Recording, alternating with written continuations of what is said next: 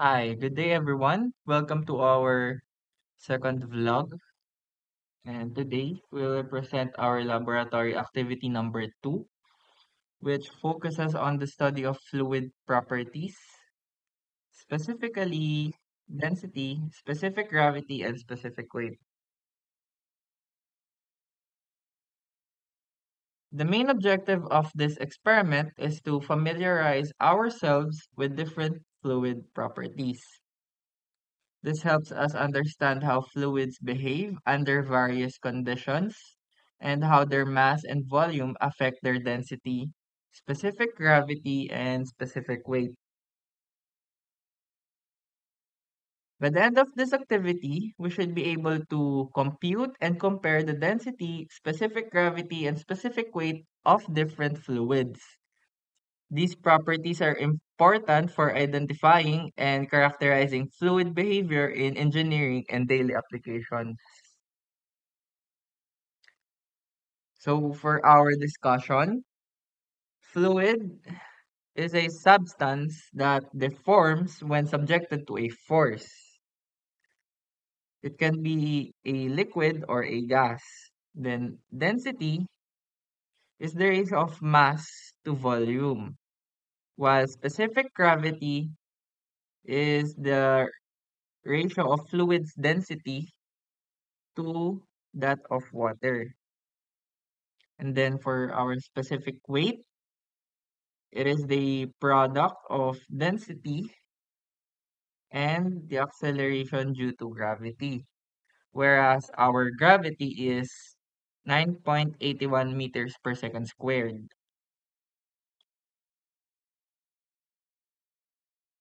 For the materials, we used a 50 milliliter beaker, a triple beam balance, although during our experiment, we replaced this one with the automatic or the what do you call that?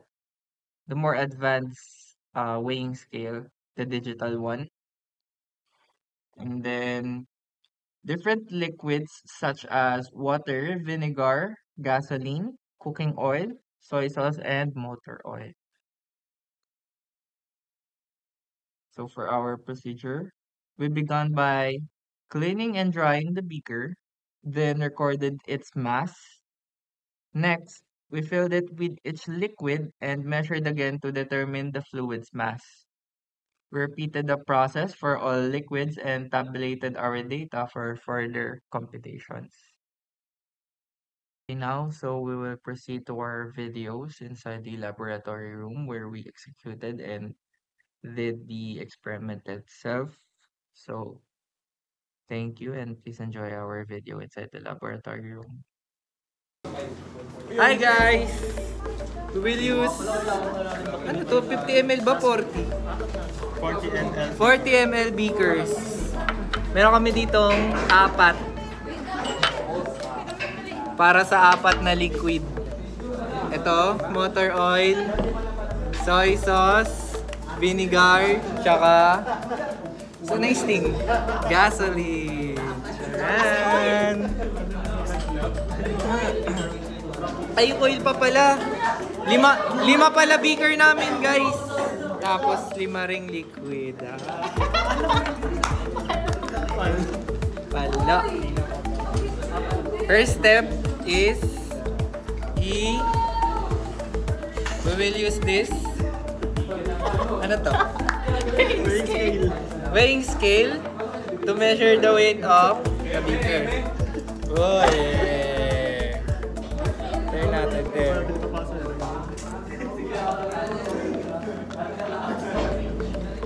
Tapos picture.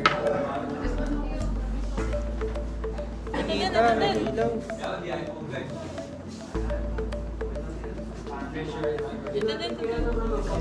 Lahat?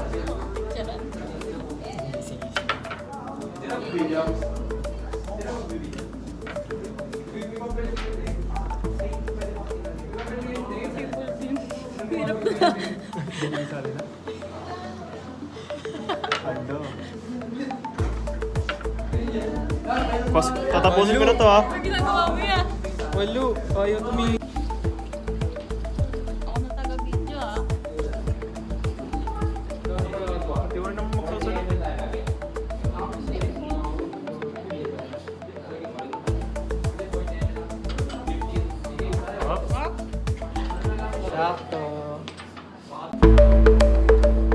Ayaw tumigil. Pwede na yan. Dapat din mag-ground yung lamesa. Pat, inom na inom ka na, di ba? O, tara dito. Ayaw. Dapat din. Kayo pa. Uy, timbang mo muna. Tatlo. Hindi nyo kaya, guys. Pampunas daw. Kami naman. Ano to? Dito, ano, isahan lang to. Sakto agad. Sa ano mo basa? Ilan yan? Pag tinapikita 50? 50? 40 yan, near. Oh. Sana Isahan lang yan. Sobra. Sana mahulog. Huwag mo pa mahulog. Kulang naman ngayon. Video kami, kamay lang. Kamay lang, kamay niya. Panggap yan niya? Teka lang, yung mga basher ka dyan, mamalayin muna. Handa na focus. Ba't ganun? Hindi sumasama. Nakabang. Tagal mo Yan, pa. kaya. Sorry. May pressure. Oh, yan na. 40 na. 40, guys. Wala naman yung specify na ano. 40 yan. Bilhin mo din kami ng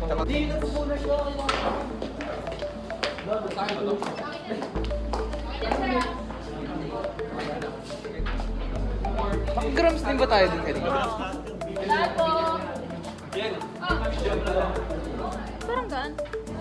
Hindi, 28 lang din yung mga iba kanina. Diba? Point something lang. Okay. For that shit.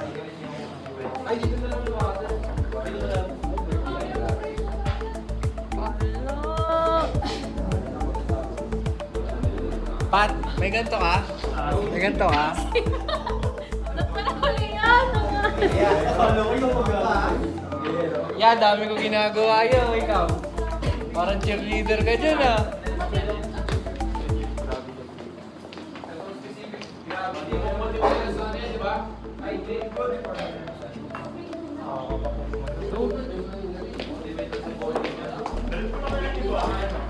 May no, balik-balik siya.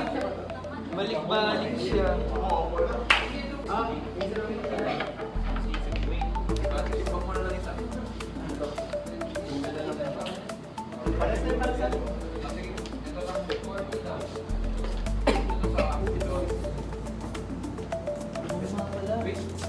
Weight over yung natin, di ba? Alin? Yung drama. Specific weight.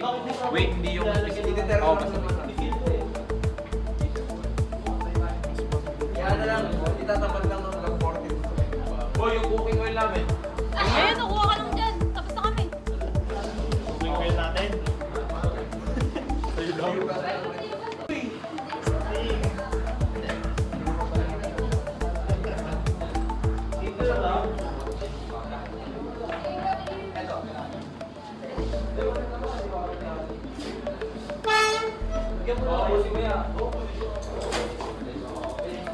Eto na.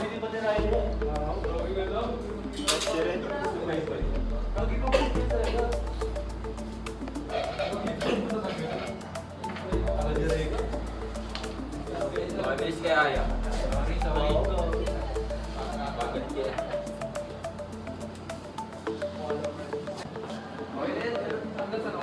Grabe.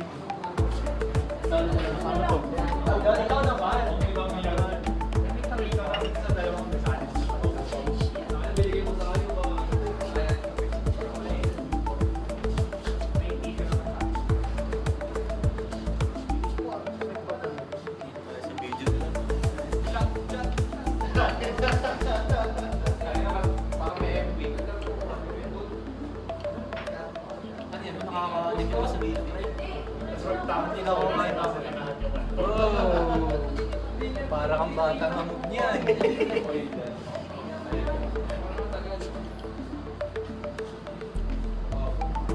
Okay guys. Pa kayo? Tagol? May yung gasolina mo pala. Ano? Pat? Ah, Yan ang intro tsaka outro na ano. 3 minutes. 5 minutes.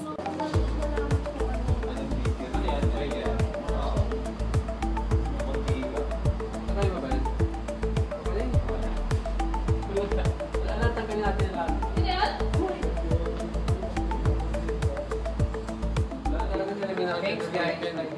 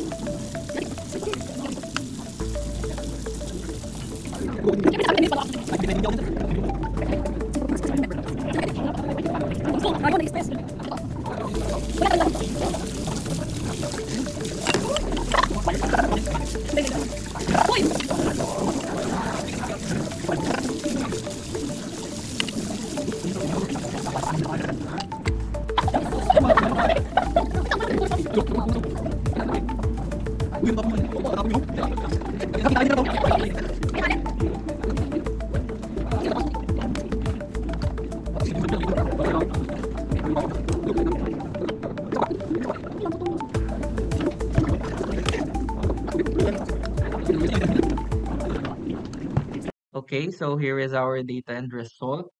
So we first computed the density of each liquid using the formula uh, density is equals to mass of liquid over volume, where our mass of liquid is in grams and volume is in cubic centimeters. So for example, for water, we divided 37.22 grams by 40 cubic centimeters to get the 0.93 gram over cubic centimeters. And then we repeated this for all liquids. As you can see, soy sauce has the highest density, while gasoline has the lowest. Here is the gasoline, and here is the soy sauce. Next, we calculated the specific weight using the formula gamma equals rho times G. For instance, water's 0.93 grams per cubic centimeters multiplied by 9.81 gives about 0.009 Newton per cubic centimeters.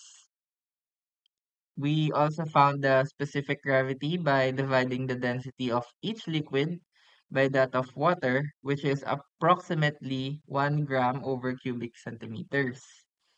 This shows that soy sauce is heavier than water, while gasoline and oil are lighter. And to summarize our experiment, successfully determined to summarize, our experiment successfully determined the density, specific weight, and specific gravity of 6 different liquids. By measuring mass and volume, we computed density. For density, we obtained the specific weight by multiplying it with gravity, and specific gravity by comparing it to water. Overall, the experiment provided a clear understanding of how fluids differ in their physical properties. So that's all for our second vlog and our second laboratory experiment. I hope you guys enjoyed our video and thank you everyone.